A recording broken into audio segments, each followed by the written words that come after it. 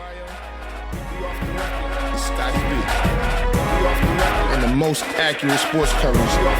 Scotty B's Fantasy 5. You can reach us at the Off the Record Show at gmail.com. Anthony Adebayo, and the most accurate sports coverage. Scotty B's Fantasy 5.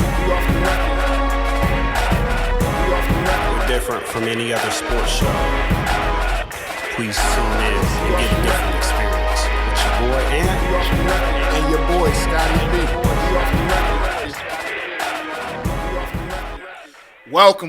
Welcome. This is Off the Record.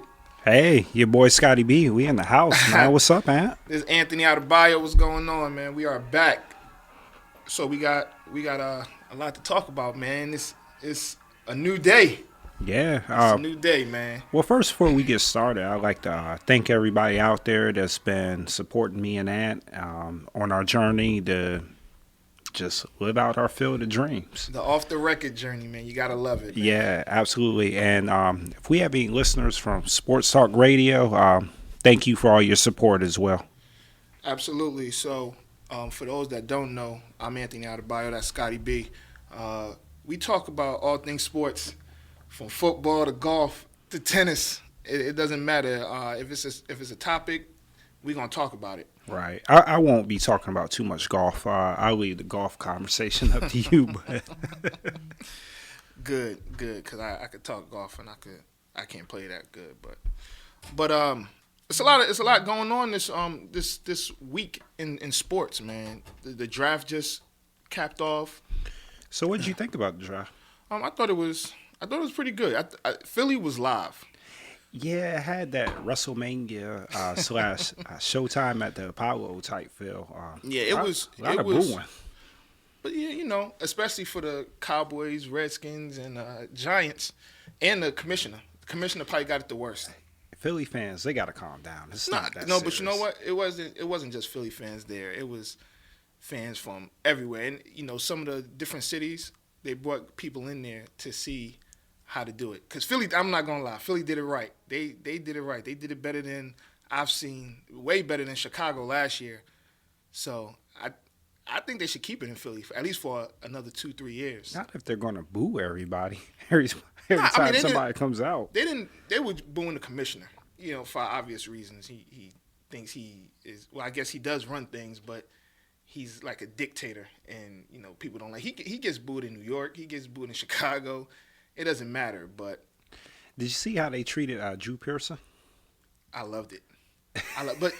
But supposedly, Roger Goodell, encouraged them to do that. Right. Which it's Cowboys, Eagles. You gotta love it. You know how it's gonna be. And for folks, if you don't know who Drew Pearson is, he was a receiver for the Cowboys in the 70s. Pretty good receiver or whatnot. And he came out during the second round and announced the Cowboys' second round Right. pick. And the crowd let him have it. But to his credit, he played into it. He antagonized the crowd just as much. I mean, he gave it to him. So it was good to see. And like I said, a lot of booing and kind of WrestleMania feel. But it was an interesting take on the draft. So, Ant, who do you think came out the draft the best? The best, I think there was a tie. And you may like this. I think it was a tie. I think it was a tie between the 49ers and the Cleveland Browns. Okay. And the reason why I say that is because, first of all, the 49ers made off like a fat rat with that deal, that snake of a deal.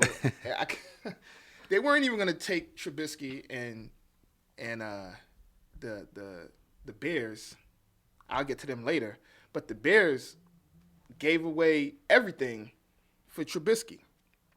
And the 40, they have a new GM, they have a new coach. So they did well. They're not gonna be in the basement of the NFC West next year. They won't win it, but they'll be better than they were last year. And as far as for the Browns, I love what they did. They went addressed needs, defense. The Browns are not going to be a one-win team next year. Right. They traded back into the first round after they already had 2 picks, and got the tight end out of Miami, Njoku, and I loved it. I love what they did with Myles Garrett, what his name, Jabril Peppers. How did I forget that? Jabril Peppers and Njoku. I think they did well. Okay. I think the Bears. Okay. So a lot of people give the Bears like a lot of flack because ultimately, if you're not aware of what happened, they were picking number 3 in the draft. The San Francisco 49ers were picking 2. So they traded a third rounder and a fourth rounder And another third rounder. And 2 third rounders and their third pick for the 49ers second pick to move up to get Trubisky, which was a quarterback that probably was going to be sitting there. Now, to the Bears' credit, I don't think it was about what the 49ers were going to do. Right. It was more about what Everybody else was. And they wanted to ensure that they got their guy. It was just one of those things to where they just overpaid for him. Right. And here's my thing with that. I understand that, but they definitely overpaid. I think there was enough quarterbacks in this draft where you didn't have to mortgage your future to try and get this one kid who, to me, may be a little overrated. I 13 games, and he was okay, but 13 games, yeah. Well, I give the Bears. I look at it a little bit different. I give the Bears a lot of credit because, the 49ers may have not been able to. They weren't going to take Trubisky, but what the Bears were looking at is that the 49ers didn't want that second pick, and the weeks leading up to the draft, they were asking a lot for that second pick, right. But it was getting to the point to where it was crunch time, and I think the Bears feared that.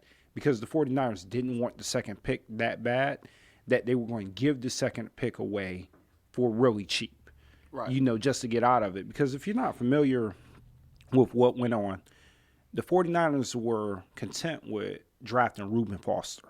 Mm-hmm. But with the second overall pick, that was too high to draft them. So they were willing to go down to 10 or go down to 17 even if it would have got them another second rounder or third rounder. Right. So I think the Bears were looking at that to where it's like, okay, they don't want to pick number 2.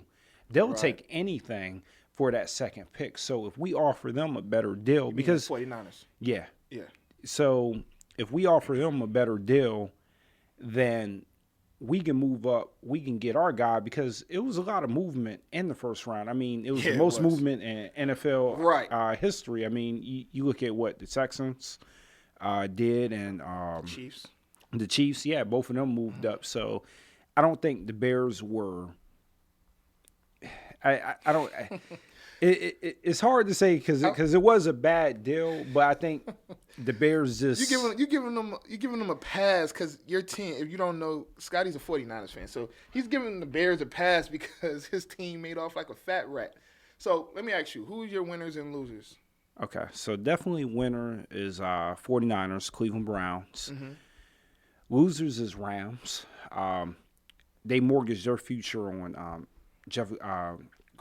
Goff last year, so they didn't have a lot of picks this year, so they didn't utilize those really well. And also the Chicago Bears. After defending them. Oh my gosh, no, they lost. I mean, I just I look at things a lot different. I try to give people the benefit of the doubt, and I try to put myself in their shoes. But so ultimately, it was an overplay. You just did play Tetris with the Bears fans just now. You built them up just to bring them down. Oh my God! Yeah, I give them a little bit of credit. I mean, I can understand the thought process. That's exactly what they were saying. That's exactly what they were saying to Trubisky when he walked up at Philly. That's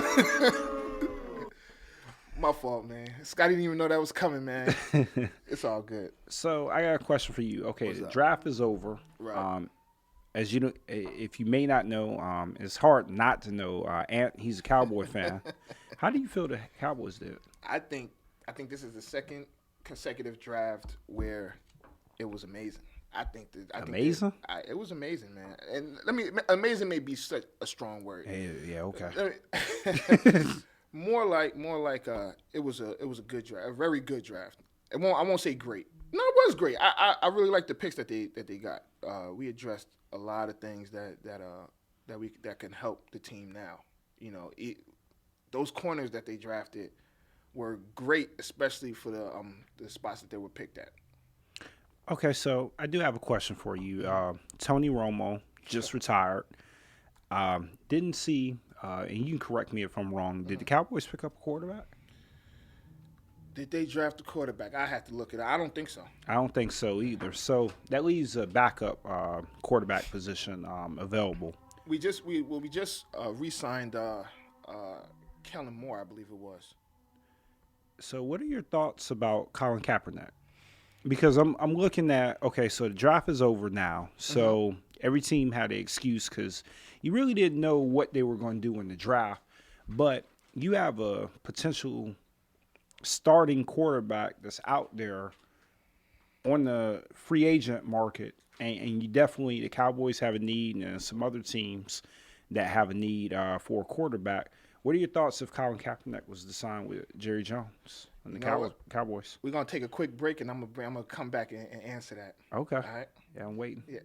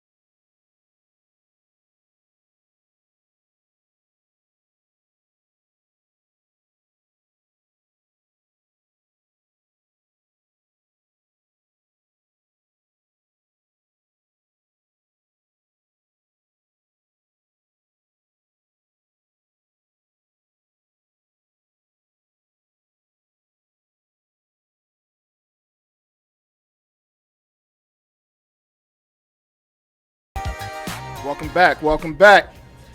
All right. So before we went to break, you asked me a question. What was that question again? Do you think the Dallas Cowboys should sign Colin Kaepernick?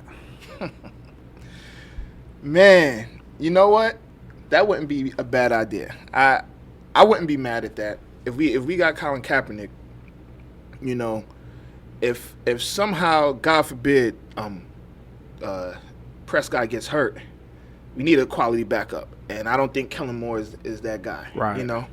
So if he's there, me personally, if I was the GM, I would try and get him as a backup. Now, is Colin Kaepernick trying to play the backup role? That's the question.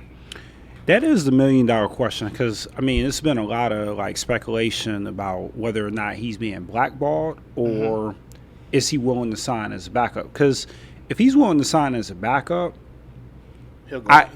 Pretty much every team in the NFL can use him as a backup. Right. The only team that was the exception to that, in my opinion, was the Dallas Cowboys when they had Tony Romo. They obviously didn't need him as a backup, but you know, as a football fan and just looking at some of the movement around the NFL and looking at like what happened with the draft, Right. it's a lot of guys out there that got deals. I mean, deals to play that are not, in my opinion, better quarterbacks than Colin Kaepernick. Absolutely. I agree. Mike Glennon is one of them. I think Colin Kaepernick's a better quarterback than him. Right. You have what's his name out in The guy that went to New York, the Jets. It doesn't even matter. Was it McCown?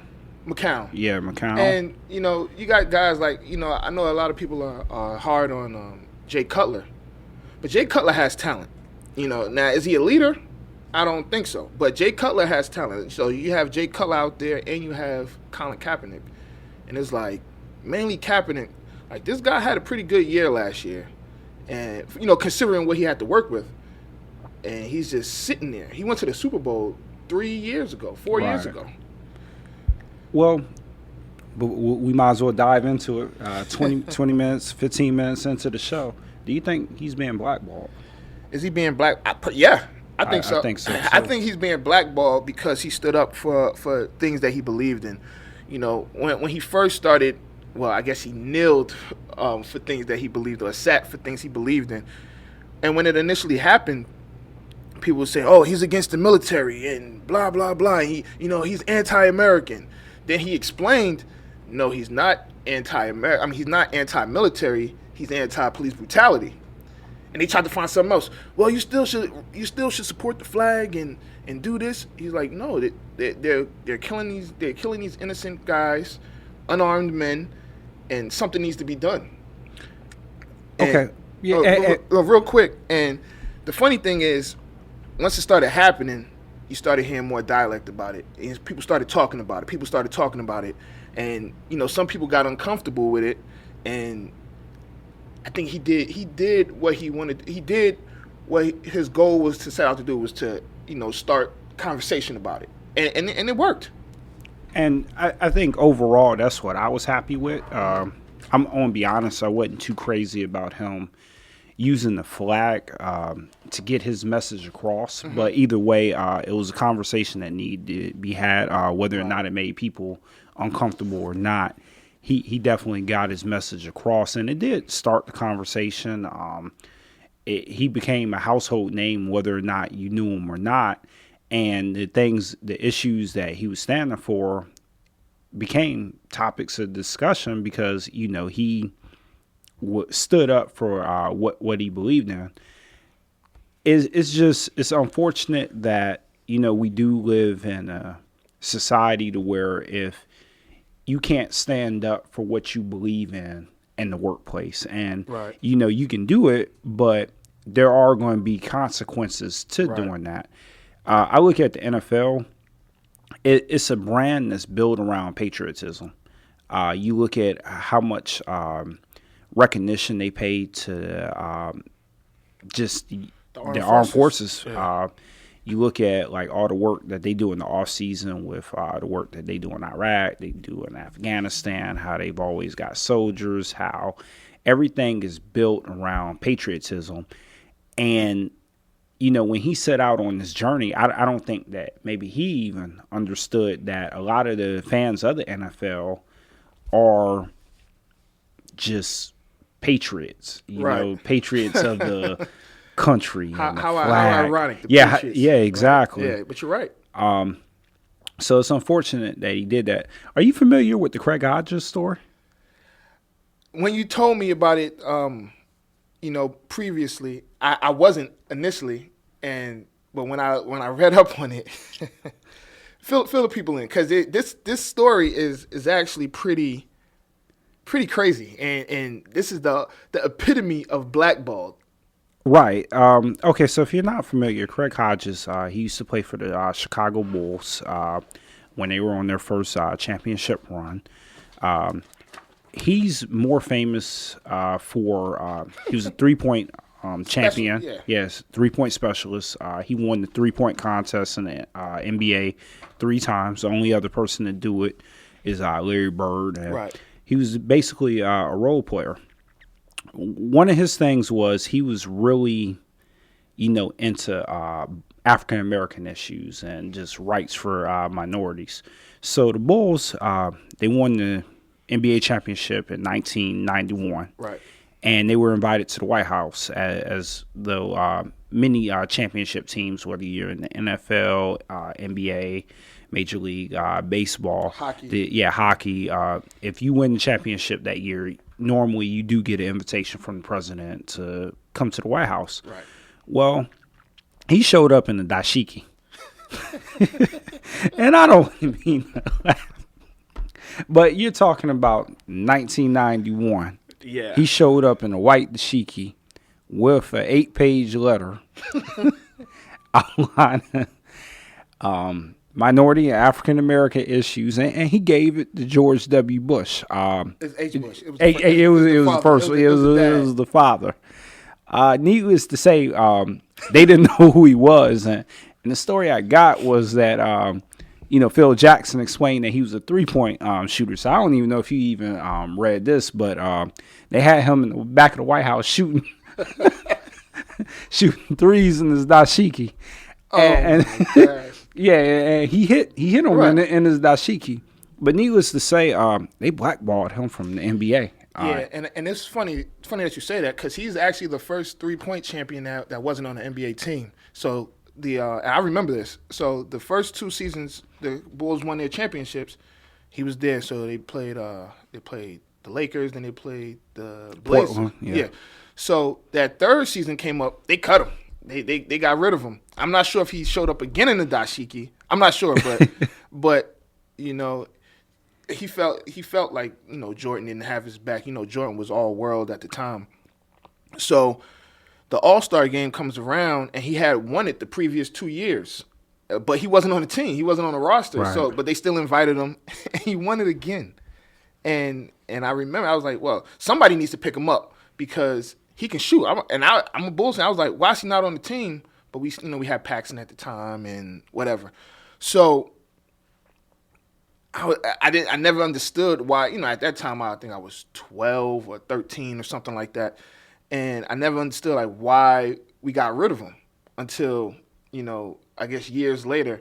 But that's wild, man. And well, I'll even take it a step further. He got with Magic Johnson, and he was with Michael Jordan, and he asked them to sit out the championship in 1991. And Jordan was like, "No, you're crazy." And Magic Johnson was like, "No, that's too extreme. We're not sitting out the championship." But I say that to where, if you look at Craig Hodges, and we may have laughed at him showing up at the White House in the dashiki, and I'm still laughing, but he stood up for what he believed in. Right. And ultimately, it cost him his NBA career. I mean, he's a 3-point champion. Mm-hmm. He was a 2-time NBA champion. Obviously, he could play, but ultimately, for him standing up for our issues and things that really bothered him, it ultimately cost him. And I think that that's something that you look at with Colin Kaepernick, is that he stood up for what he believed in. And it takes a lot of courage, because as I'm laughing at him showing up to the White House in the dashiki, I wouldn't do it, but you have to tip your hat off to somebody that would and has that courage. And it's just unfortunate that he got blackballed like that. And he had a lawsuit against the NBA that Really? he filed. Yeah, he had a lawsuit against the NBA and didn't win. Fortunate for him, he was able to coach with the Lakers. Right. Phil Jackson ended up picking him up as a coach, and he won. He was part of those teams with Kobe and Shaq. Won championship there. Coached in the NBA D League for a while, and then he I think right now he's coaching with his son in Chicago. So Right. he was able to bounce back, and hopefully Colin Kaepernick is able to get picked up from a team. But it is unfortunate. Yeah, man, it is, and at least he fought for what he believed in, and maybe it ruined his career, like you said, but in the long run, it started a conversation, and it got people talking, and it developed a change, or at least a dialect to develop the change, and that's the most you can ask for. You already know when you're going through these things, or you're gonna take any sorts of actions, there's gonna be some sort of consequence. Will it cost you your career? Possibly, but will you cause it? Well, will you affect change? Then you have something, and ultimately, and it's not sports related, but Dave Chappelle, same thing. He turned down, what was it, 50, 55, 56 million with Comedy Central for his show, because they wanted him to dress like a lady and do all these things that he wasn't comfortable with, and he stood up for himself and things of that nature. Well, that was 12 years ago. About He's 12 just years now ago, getting back on TV. and he got a Netflix series, $60 million. So to do two shows, $60 million on Netflix. So it may have cost him his show, which was hot at the time. It was the hottest thing going at the time, but stood up for what he believed in, and boom, he was right there with another $60 million contract. So we're gonna take a quick break. When we come back, we got to talk about this Adam Jones thing, the Baltimore Orioles, and getting peanuts thrown at him. So off the record, Bliss.fm.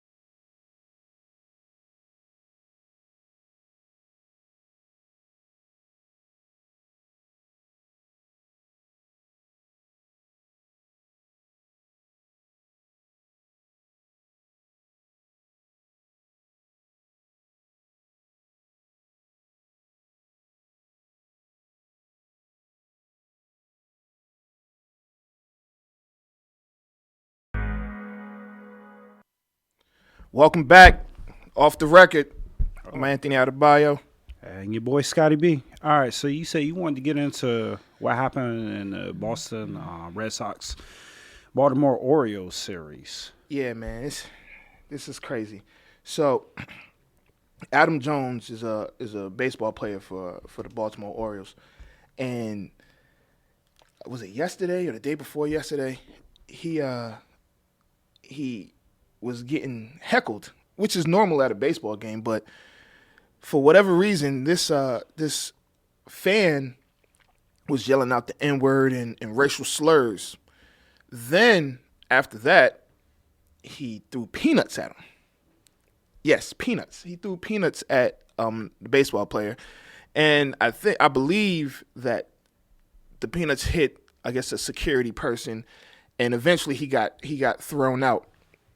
Now that's to me that's an issue, yelling at a player. The racial things is one thing, and is there's no place for it. Like Adam Jones said, they're used to getting yelled at, performance-based type things. Well, he flied out, you suck, and blah, blah, blah. Even curse words, I've heard curse words, but the racial things that's too much. That's too much. And the throwing of the peanuts, I definitely have a problem with that because, you're on the field and you don't know what that is coming towards you. That could be anything. And let's just say, as crazy as it sounds, let's just say one of those peanuts hit him in his eye, and he couldn't play baseball anymore because you need your eyes to see hand-eye coordination. Then what? Then what happens? He makes $16 million a year. All right. I tried to keep a straight face, y'all, but a peanut in his eye. I'm serious though. It's as crazy as it sounds, right? As crazy as it sounds. I got one for you. So and you say that now, right? How about in Detroit? This is probably 12 years ago. I forget the lineman's name. The ref threw the flag, and the flag hit him in his face mask. It ended his career. I remember that. It ended his career. And he was a good lineman. I believe that was the year they was going 0-16. But who would have thought the flag could screw up your vision? Now I'm a person. I'm a person that doesn't have great vision. All right, unless I got my contacts in. But I don't play around with my eyes. And it may be far fetched, but you just don't know.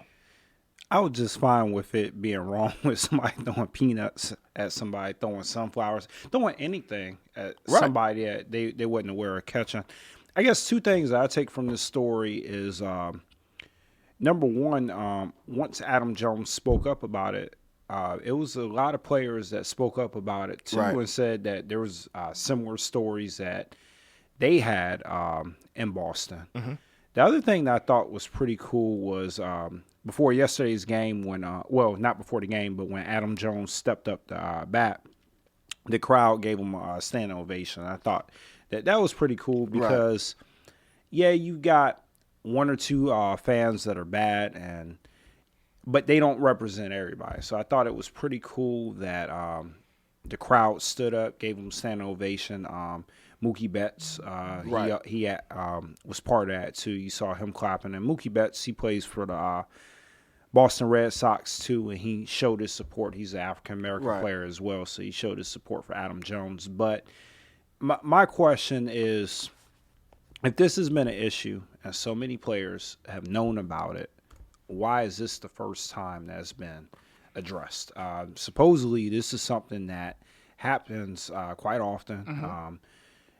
Boston Red Sox, they have African-American players on there. Why is this just now being brought up? I think, I don't know. It maybe is because they didn't, they just let it go. I think that the throwing of the throwing the peanuts kind of took it over the top. Because when he was asked how many times have you been called the N-word? He was like, more than the number of fingers I have on my hands. So it's been going on for a while, and I guess they just ignored it. And Boston is you know, pretty much known to be one of the most racist cities in the country. Right. So I think they just took it as we in Boston. We already know what we're gonna expect. They don't like black people here. So you shouldn't say that about a whole city. I don't think it's the whole city clearly, but you have people there. The players are going there saying, well, they don't like us anyway, so it is what it is, and they just ignored it. But when they got to the point where they're throwing things at you now we have an issue. Well, something that's always stuck out to me is Bill Russell. Right. If you ever notice, he didn't really go back to Boston a lot. And, if you listen to his story and some of the things that he went through when he was in Boston, that kind of raised a red flag to me. And that was the first that I had heard of it. But what's even more interesting about the series is these teams appear to not like each other. Yeah, you're right about that. It's a lot of drama. It's a division game, Right. So they're in the same division. So it's going to be that rivalry, Well, if you're not familiar with Off the Record, we have certain things that we do. Anthony, he definitely has his old school jam of the day, so I'm looking forward to hearing what he says. And I have one thing that's called the winner of the week, and the winner of the week is not something to be proud of. If you're familiar with the Breakfast Club, they have the Donkey of the Day. Jamel Hill and Michael Smith, they have the Doing Too Much countdown, and First Take on ESPN. Stephen A. He'll do his final take and he'll shout people out. But I have my winner of the week. I really want to call him the weenie of the week, but we'll just stick and we'll keep it PG and we'll call him the winner of the week. My winner of the week is the pitcher for the Boston Red Sox is Chris Sale. And the reason why he's got my winner of the week is, first I had to commend him because he stepped off the mound and he let the crowd give Adam Jones the ovation. And then 2 batters later, he threw at Manny Machado's head, which I think is very dangerous in baseball, and I think it's something that needs to be addressed. I just look at baseball and hockey, and some of the things are just unacceptable in both sports. Would never go on in the NFL or never go on in the NBA. Throwing a 100-mile fastball at somebody's head should have some sort of consequence. Like, you should not be able to do that. He's gonna get suspended. They're not. That's not gonna rock. He's gonna get suspended. I want to tell you, Ant, I'm not the toughest guy, but if you throw a 100-mile fastball at my head and I got a bat in my hand, I'm charging that mound. Yeah. And I could totally understand anybody else that would do it, but for that, he is my winner of the week. Just. Can you see this cup? There you go. Yeah, he is the definite winner of the week, and we'll have one next week because if you don't know, somebody does something stupid every week. So every day, just we'll have some. Yeah, man, and to touch on that, it's crazy because again, baseball is that's a dangerous weapon right there. Next is the bat. I think the baseball may be more dangerous than the bat, because 90 miles per hour, 100 miles per hour. Some people, we go into the batting cage and put that on a 60, and you're like, God. So I mean, that's definitely dangerous and uncalled for, man. It's definitely uncalled for. So we're gonna take a real quick break. We're gonna come back and we're gonna close this show out. This is Off the Record. Oh, wait. We're going to take some calls, too. So the number, if you want to call in, is 202-652-0708. Again, that's 202-652-0708. This is Off the Record, and we'll be back.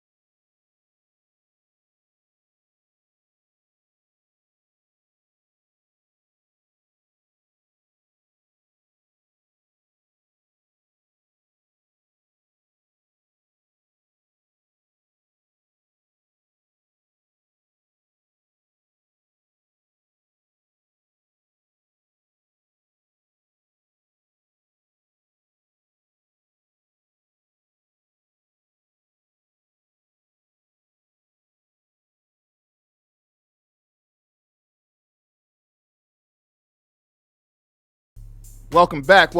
This is Anthony Adebayo. And your boy Scotty B. All right, so looks like we got a caller on the line. Caller, who's there?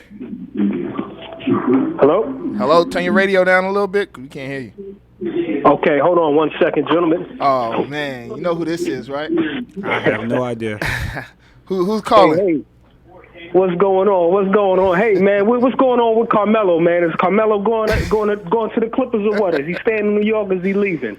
First of all, before we answer your question. Yeah, who are you? Oh, I'm sorry. My name is Michael Smallwood from Brooklyn, New York. Oh, man. How you doing, Michael Smallwood? Thank you for calling in. Mike Smallwood. What's going on, gentlemen? How y'all doing? Scotty B and Ed Bangs. How y'all doing? We're doing good, man. We're good. Thanks for calling. All right, so is Carmelo going to the Clippers? I mean, if the Clippers were smart, they would find a way to get Carmelo. And if I was the Clippers, I would trade Blake Griffin and get Carmelo. I think they should have did that at the trade deadline. That was one of the destinations that Carmelo wanted to go to. So I think they probably would still be in the playoffs had they made that deal. As a Knicks, yeah. Oh, I'm sorry. I didn't mean to cut you off. Go ahead. What did you say, Mike? No, I was agreeing with you. Yeah, as a Knicks fan, I like Carmelo. I think it's horrendous what we're doing to Carmelo. I wish that Phil Jackson was a better just GM in general. But I don't want to see Carmelo waste like his last year. So I hope I'm hopeful that we do trade him to the Clippers. So yeah, Mike, I definitely agree with you. And Mike, all right. and Mike is a good friend of ours. You know, I ain't gonna let you off the hook. Oh man. You know, you're a Giants fan, a Knicks fan, and they all suck.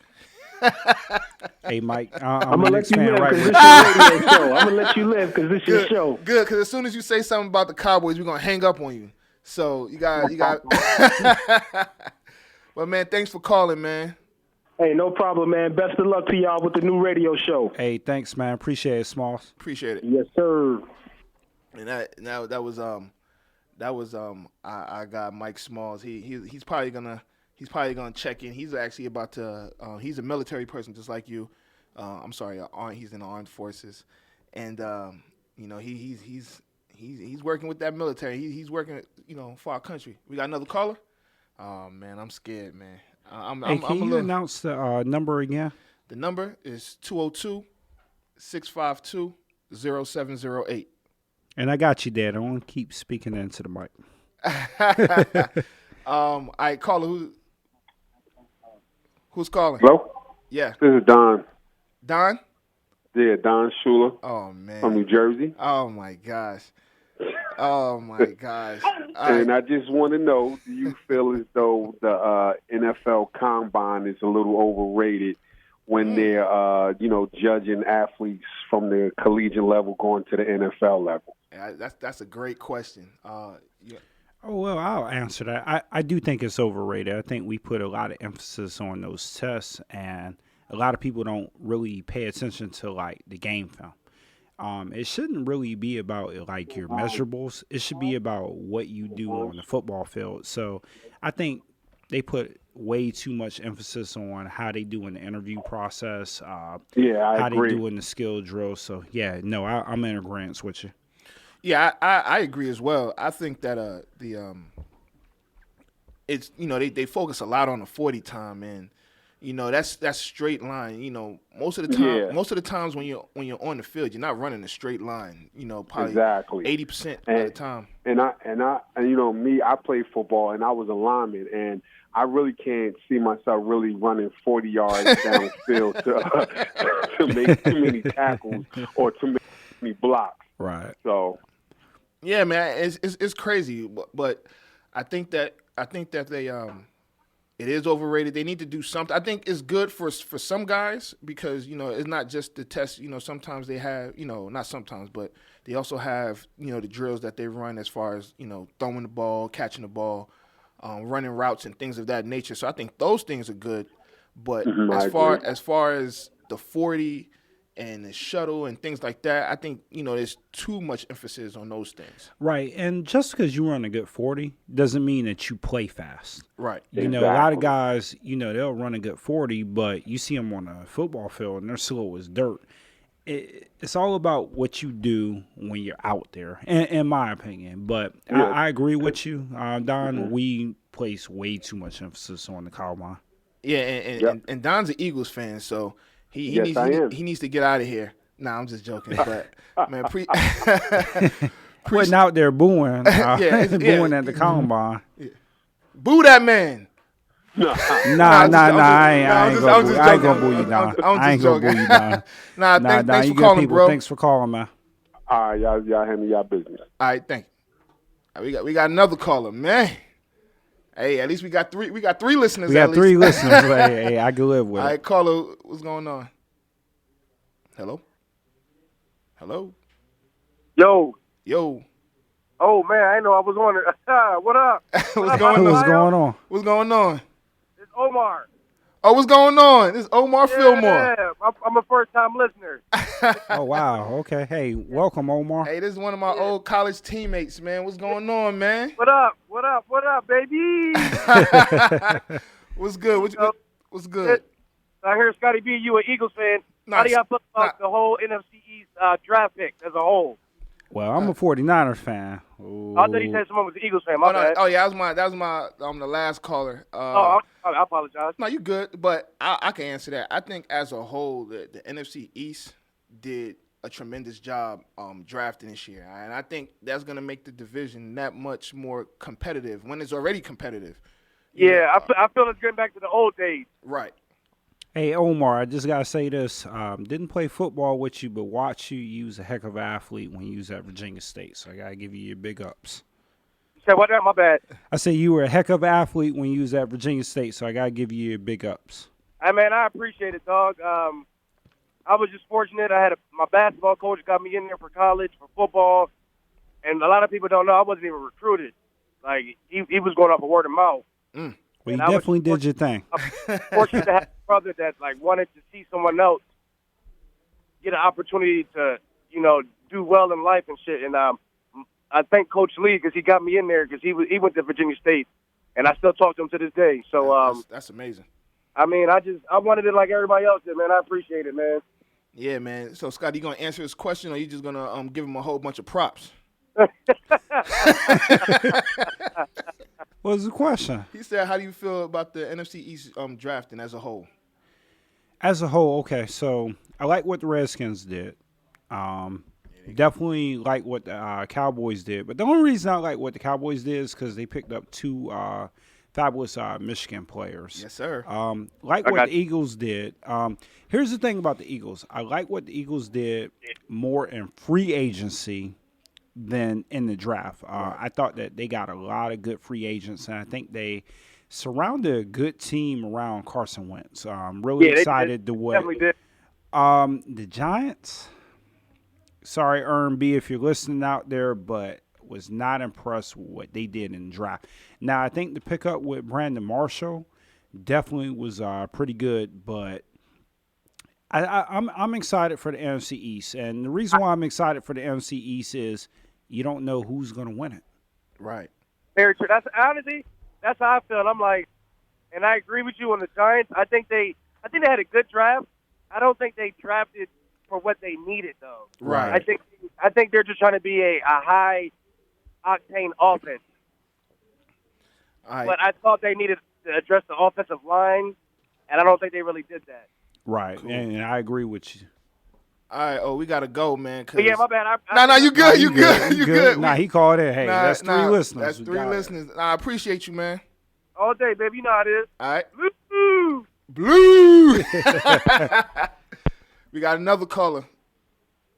What's going on? Hello. Oh, that's me? I'm on? Yeah, you're on. You almost got cut off. We ain't got that much time left in the show, man. Well, I just want to say you guys are doing a fantastic job with the show. I've been listening to this on my drive all the way home. Awesome. I'm calling in from Maryland today. My name is Ian, and I wanted to know what you think about the game tonight. Who's playing tonight? The Spurs and the Rockets? Yeah, about the Spurs and the Rockets. Who do you think taking this? You can take that one out. Yeah, I think the Spurs will bounce back. I think they're going to bounce back against the Rockets at home to even the series at 1. I think that the Spurs normally play good defense on the perimeter.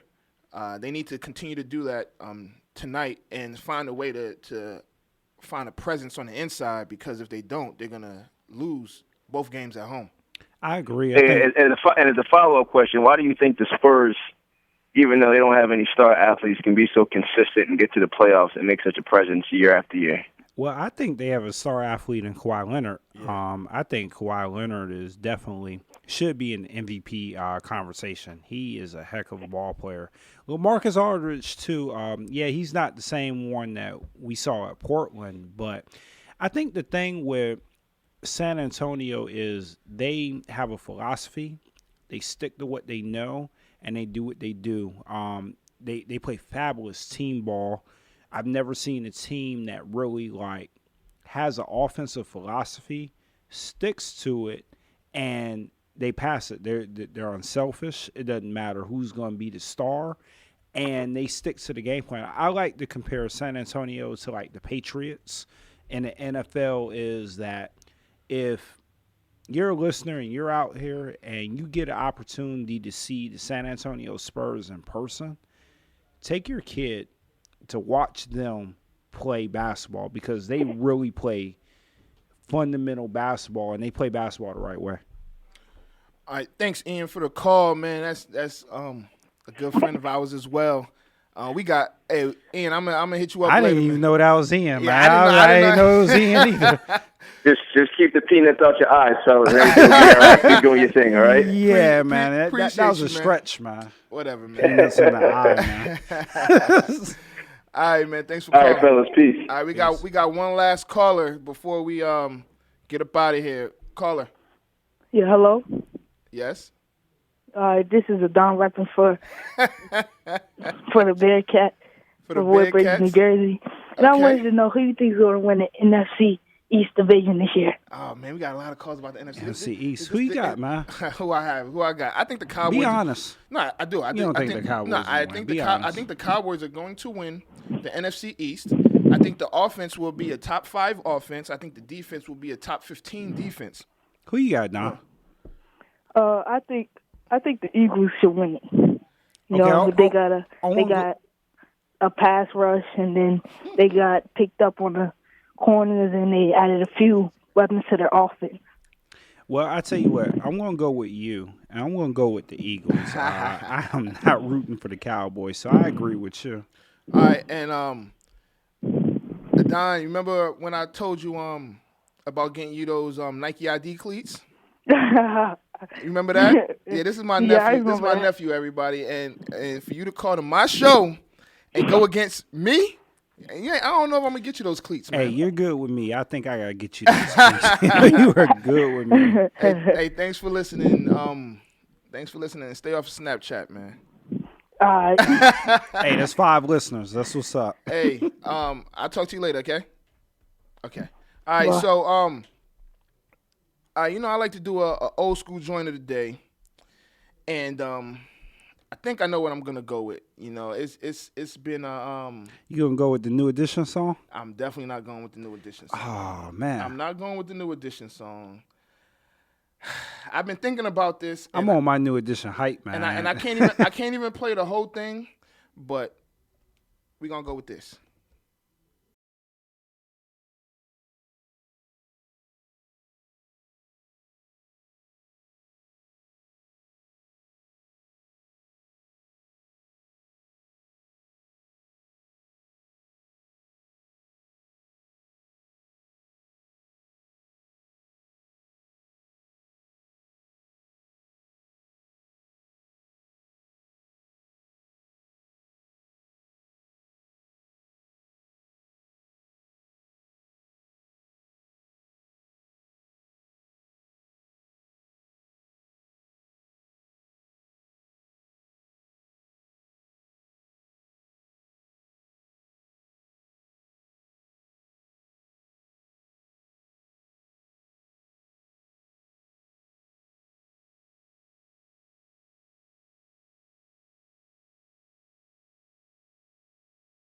welcome back.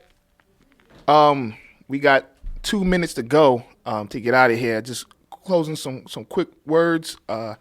Everybody, this is a weekly thing, baby. Wednesdays, 7 p.m. to 8 p.m. Thank everybody for listening. We'll be back next week, Scotty. Hey, definitely appreciate it. Thank you for listening. Thank you for all the support. And like I said, man, we're going to bring it every week. So continue to listen, and we got you. Be prepared. Off the record, Bliss.fm. We out of here. And thanks, Bliss.